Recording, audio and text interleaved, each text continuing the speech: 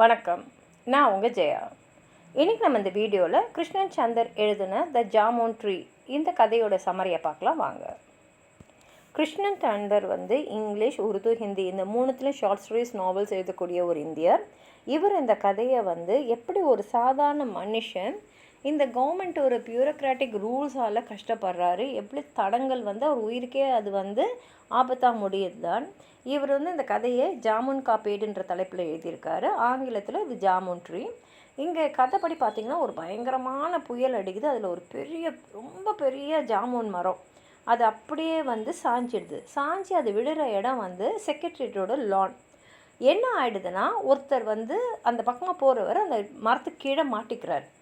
அவர் அங்கே மாட்டினதை அந்த தோட்டக்காரர் பார்த்துட்டு உடனே அவர் பியூன் கிட்ட சொல்கிறாரு. பியூன் ஹெட் கிளர்க் கிட்ட சொல்கிறாரு. ஹெட் கிளர்க் சூப்பர்டென்டென்ட் கையில் சொல்கிறாரு. எல்லாருமே அந்த இடத்துக்கு வராங்க.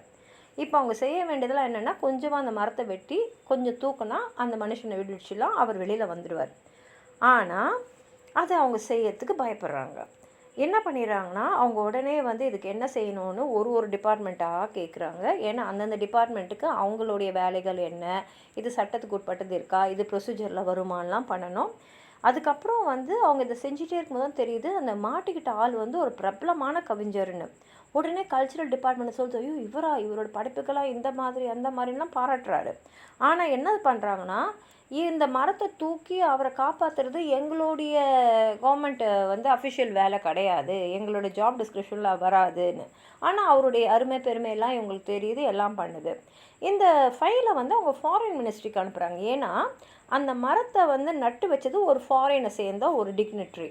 இப்போ அவங்க என்ன நினைக்கிறாங்கன்னா, ஒரு ஃபாரின்லேருந்து அந்த ஆஃபீஸர் நட்டுருக்காரு இல்லையா, அந்த மரத்தை நம்ம வெட்டிட்டோன்னா நாளைக்கு இதனால் நம்ம நாட்டுக்கும் அந்த நாட்டுக்கும் இருக்கக்கூடிய உறவு பாதிக்கப்படுமோ அப்படின்னு பயப்படுறாங்க. இந்த ஃபைல் ஒரு ஆஃபீஸ்க்காக போகுது. கடைசியில் பிரைம் மினிஸ்டர் ஆஃபீஸ்க்கு போய் சேருது. அவர் உடனே மரத்தை வெட்டி அவரை காப்பாற்றுங்க அப்படின்னு சொல்கிறாரு. அந்த செய்தி வந்த உடனே அவங்க அந்த அப்ரூவல் எடுத்துகிட்டு ஓடி வராங்க அந்த அஃபிஷியல்ஸ்லாம் இவரை காப்பாற்றுறதுக்கு. ஆனால் இவ்வளோ நேரத்தில் அந்த கீழே மாட்டினாலும் இறந்து போயிடுறாரு. இந்த கதைப்படி பார்த்திங்கன்னா அப்படியே ஒரு லாங் செயினாக போய் போய் போய் போய் ஒரு ப்ரொசீஜரை தான் எல்லாரும் காப்பாற்ற நினைக்கிறாங்களே தவிர கண் எதிர்க்க இருக்கிற உயிரை காப்பாற்றணுன்ற எண்ணம் யாருக்குமே இல்லை. இந்த மரம் விழுந்ததை பற்றி பார்க்கும்போது சூப்பரண்டென்ட் கிட்ட போய் அங்கேருந்து ஒரு ஆஃபீஸருக்கு under secretary, deputy secretary, joint secretary, chief secretary, honourable மினிஸ்டர்னு போகுது. ஒருத்தங்களும் அவங்களுக்கு மேலே இருக்கிறவங்க கையில் சொல்லிக்கிட்டே இருக்காங்க என்ன செய்யலாம் அப்படின்றதெல்லாம்.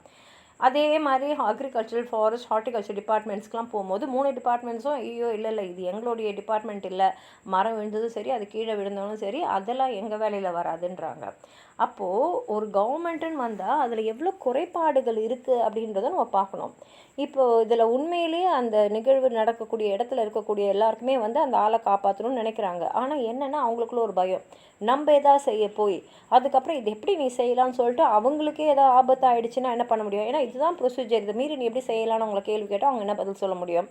அதனால் கண் எதிர்க்க ஒருத்தர் ஒரு மரத்துக்கீழே மாட்டிக்கிறது தெரிஞ்சு ஒரு கொஞ்சமாக அந்த மரத்தை வெட்டிட்டு கொஞ்சம் தூக்குனா அந்த ஆளை காப்பாற்றலாம்னு தெரிஞ்சால் கூட அது செய்யறதுக்கு யாருக்குமே தைரியம் வரல. அதை தான் இவங்க சொல்கிறாங்க, out of the box solutions. ரூல்ஸை பிரேக் பண்ணாமல் நம்ம ஒரு உயிரை எப்படி காப்பாற்றணும்னு யோசிக்கிறது கூட யாருக்கும் இல்லை. ஏன்னா அவங்க அந்த மாதிரி இருந்து பழகிட்டாங்க. அதே சமயத்தில் ஒரு டிபார்ட்மெண்ட்டை எப்படி அந்த ஃபைல் அவங்களோட ஜுடிஷியலில் இருக்கா இல்லையா, என்ன அவங்க செய்யலாம் செய்யக்கூடாதுன்னு கூட தெளிவில்லாமல் இருக்காங்கன்றது அந்த கதை காட்டுது.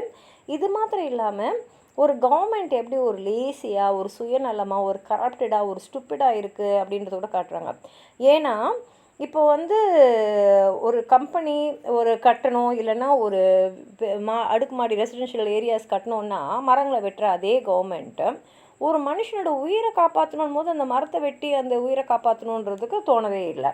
அதே சமயத்தில் எல்லாருமே இது வரைக்கும் இருக்கிற ப்ரொசீஜரை நம்ம கெடுத்துடக்கூடாதுன்னு சொல்லிட்டு அவங்க வேலையை எப்படி மற்றவங்க மேலே போடலாம், இல்லை இது அவங்க வேலையே இல்லை, இது எங்கள் வேலை இல்லை, என்கிட்டே வராதிங்க, எங்களுக்கு இதுக்கும் அதுக்கும் எங்களுக்கு சம்மந்தமே இல்லைன்னு சொல்கிறதுலாம் இருக்காங்களே தவிர ஒரு கம்பேஷன், மனித உயிர், ஒரு மனித அபிமானம் எதுவுமே இல்லாமல் ஒரு உயிருக்கான ஒரு மதிப்பே தெரியாத ஒரு சமுதாயமாக தான் எல்லாம் இருக்குது அப்படின்ற மாதிரி தான் இந்த கதையில் அவர் காமிச்சிருக்காரு.